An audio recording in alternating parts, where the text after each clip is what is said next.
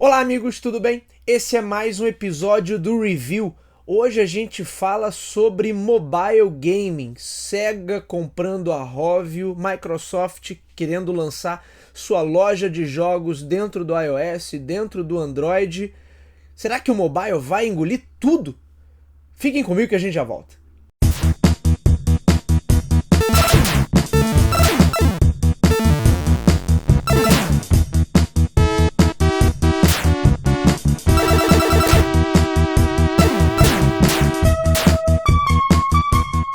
Não é de hoje que a gente fala aqui no Coin2Biz sobre mobile gaming e do crescimento que o mobile game vem tendo. O faturamento do mobile em relação aos games já é muito maior que o mercado tradicional de consoles ou de PC gaming.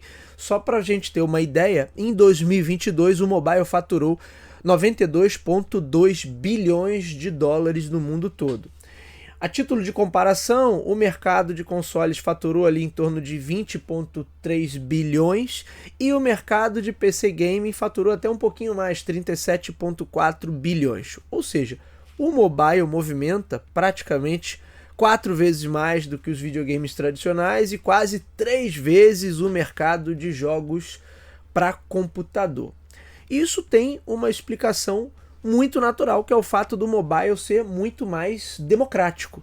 Já falamos sobre isso aqui também, enquanto videogames e PCs demandam a compra de um hardware mais específico ou mesmo dedicado, o mobile é muito mais simples. Todo mundo, qualquer pessoa hoje no mundo, ou praticamente qualquer pessoa, tem um celular em mãos e com ele consegue acessar algum tipo de jogo. Esse custo de entrada acaba sendo muito menor e isso facilita muito as coisas. E aí, salvo as exceções, de repente alguém que queira rodar no seu celular um jogo muito mais sofisticado, que aí teria de repente que comprar um hardware específico e mais robusto. Mas no geral, qualquer celular aí, dos mais simples aos modelos um pouco mais acima, consegue rodar aí uma variedade de jogos muito grande.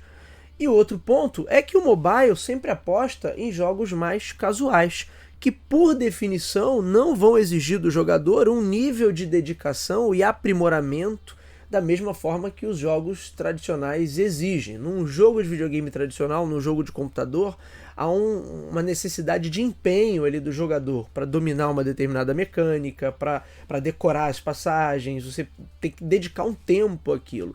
E um jogo casual, na verdade, ele serve justamente para isso, para você, você tem 2 minutinhos de folga ali, você pega, joga um pouquinho, se diverte e tá tudo certo. Ele se sustenta só com essa visita pontual que o jogador faça. Ele não demanda que o jogador passe um tempo ali se dedicando para aprender uma determinada mecânica, para aprender um determinado método e aí dominar aquele jogo. Não precisa disso. Essa combinação parece uma coisa trivial, mas na prática gera um mercado atrativo para um público muito mais amplo. Aliás, o mobile game seria um excelente exemplo de aplicação da abordagem do Oceano Azul, pois uma das coisas sobre o livro A Estratégia do Oceano Azul é a questão de redefinir os limites de um mercado. E, de certa maneira, o mobile game fez isso. Não foi obra de uma única empresa, mas foi o conjunto da obra, né, que redefiniu os limites desse mercado.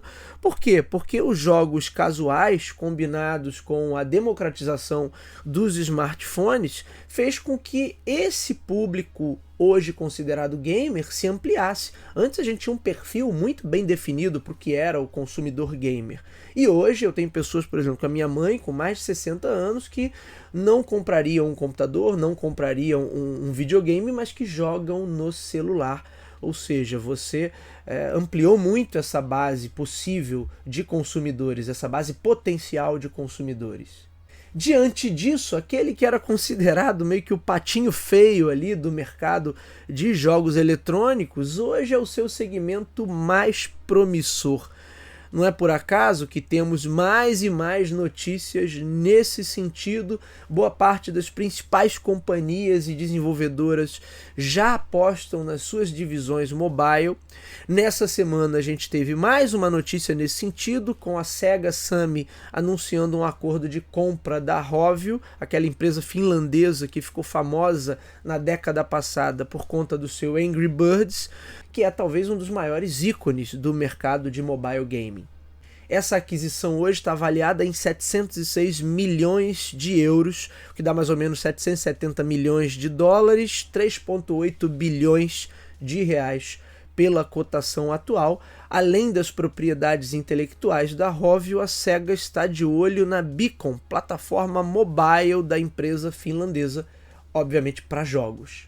Vale lembrar também que a Sega já não é mais aquela empresa icônica dos anos 90, dos saudosos tempos do Mega Drive. Aliás, essa semana eu estou falando só de games aqui, tanto no review quanto no podcast. A gente tem também mais um episódio extra do Coin2Biz, porque eu estou falando dele, do filme do Mario, filme do Super Mario. Então a gente está falando sobre isso e como a Nintendo trabalha bem aspectos de branding. Então fiquem de olho no episódio do Coin2Biz dessa semana também, que estamos falando sobre esse assunto. Mas voltando à Sega, hoje ela é uma holding que foi gerada pela fusão com a Sammy Corporation em 2004. A Sammy, que é uma empresa tradicional que fabrica aqueles hardwares de arcades ou de máquinas de entretenimento eletrônico que são muito comuns lá no Japão. No mês passado, a Microsoft também anunciou que pretende lançar sua loja própria de games dentro dos ambientes Android e iOS. Na época eu acabei não comentando essa notícia, mas foi uma notícia importante. E aí a Microsoft está se apoiando aparentemente numa mudança de legislação lá na União Europeia que vai permitir que outras empresas tenham as suas próprias lojas de aplicativos dentro dos ecossistemas da Apple e do Google a partir de 2024. O próprio Satya Nadella, CEO da Microsoft, já havia posicionado a empresa nesse sentido, falando que ela seria cada vez mais user-centric, ou seja, centrada no usuário, ao invés de ser device-centric, centrada no device, como sempre funcionou a indústria de videogames mais tradicional. E aí, nesse sentido, a estratégia da Microsoft está muito alinhada hoje com o que a gente classifica como uma abordagem omnichannel, que é o quê? Ter seu catálogo de jogos disponíveis em todos os canais e dispositivos possíveis. É por isso, inclusive, que a empresa vem fazendo parcerias com fabricantes de TV para ter o aplicativo do Xbox Game Pass dentro dos ecossistemas de TVs inteligentes, e é por isso que ela quer também entrar com força no mobile. É claro que essa discussão ainda tem muito que evoluir, mas a gente sabe que não é de hoje que outras empresas também acusam Apple e o próprio Google de terem um pouquinho de práticas anticompetitivas na medida em que restringem que outros players tenham a loja própria de aplicativos e façam suas transações com maior liberdade dentro de seus ecossistemas mobile. Mas a coisa começando pela União Europeia, é natural que, em questão de tempo, a gente tenha exemplos similares acontecendo em outros mercados, em outros países. Portanto, isso é algo que pode realmente ganhar maior envergadura nos próximos anos. E aí, como a expectativa do mercado é que o mobile supere fácil a casa dos 100 bilhões de dólares em faturamento nos próximos anos, é natural que mais e mais empresas estejam de olho nesse faturamento. Faz sentido o questionamento, né? Será que tudo vai passar pelo mobile de um jeito ou de outro? Além do crescimento dos jogadores graças aos smartphones, a gente tem uma estimativa aqui que hoje devem ser aí aproximadamente 3 bilhões de jogadores pelo mundo afora, a gente tem também o fenômeno do streaming dos jogos, que colabora para ampliar essa participação dos smartphones. Por quê?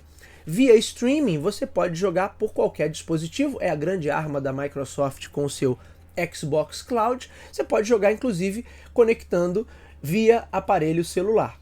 Não por acaso a gente tem empresas lançando hardwares focados na jogabilidade móvel, aparelhos portáteis. A gente tem a Valve com seu Steam Deck, a gente teve anúncios da Razer com hardware portátil. Obviamente esses hardwares vão funcionar como autênticos videogames, por exemplo, quando associados a um serviço como o Xbox Cloud ou quando associados a um serviço como é a loja da Steam. O potencial deles fica praticamente ilimitado. Correndo por fora e ainda com seus ecossistemas fechados, temos a Nintendo com seu Switch, a Sony, que também anunciou que estaria desenvolvendo um hardware nos mesmos moldes. A gente sabe que, em princípio, eles não têm a intenção de mergulhar de cabeça, né, no mobile, mas certamente hoje essas companhias já são bem mais simpáticas a essa ideia e tendem a estreitar esses laços, aumentando a sinergia com o mobile daqui por diante. Caso o mercado se torne efetivamente user-centric, certamente sua principal força vai estar onde? No mobile, já que temos praticamente toda a população mundial muito bem equipada em relação a isso. Portanto, é improvável que eu tenha um outro canal de entrada para esses serviços, para essas plataformas de jogos, que seja mais efetivo que o mobile, porque o mobile é absolutamente democrático e é um dispositivo que está na nossa mão, está com a gente o tempo todo. Mesmo que eu considerasse a TV, a Smart TV, como um potencial concorrente, né? Olha, vai ser o dispositivo mais usado ali para acessar essas plataformas de jogos. Eu tenho certeza que vai ser também muito utilizado. Mas o mobile, ele, em termos de proximidade, ele está com a gente o tempo todo. É no trabalho, é na rua, é na hora que a gente vai dormir, na hora que a gente acorda. Portanto, ele tende a ser o dispositivo mais usado a partir desse crescimento de plataformas de jogos digitais, seja via streaming, seja num sentido mais tradicional. Agora é interessante a gente notar que o mobile hoje, na verdade, ele já é o principal segmento, porque ele fatura muito mais, como a gente já viu.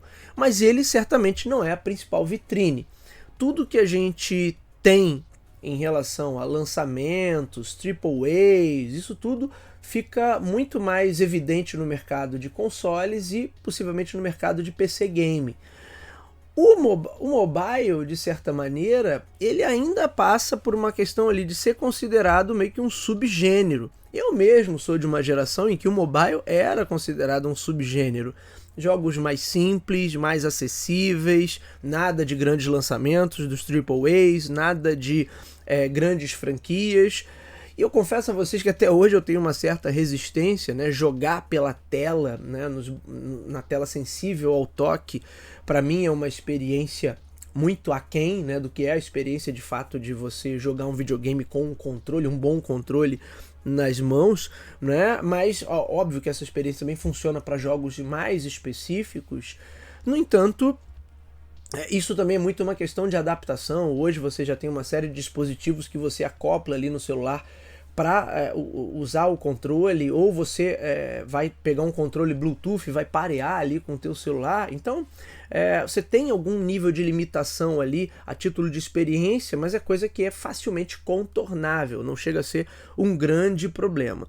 Portanto, embora o mobile não seja a vitrine, né, é curioso porque ele é o principal faturamento do mercado gamer, mas ele ainda não é a vitrine, não é ele que toca essa indústria, não é ele que dá o tom e dá o direcionamento para essa indústria. Mas o que a gente percebe é que esse cenário vai mudar e ele já está mudando. Consoles e PCs ainda dominam todas as atenções, as manchetes de jornais.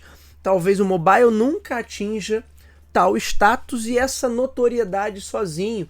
Mas a grande questão, no meu ponto de vista, é que de repente ele nem vai precisar disso. Com essa simbiose cada vez maior entre os ecossistemas de jogos das plataformas tradicionais com os dispositivos, as plataformas móveis, toda essa indústria ela vai acabar participando também do mobile, seja desenvolvendo e produzindo de forma direta para ele, seja apenas usando o mobile como um canal para que os jogadores acessem o seu catálogo, o seu portfólio de jogos.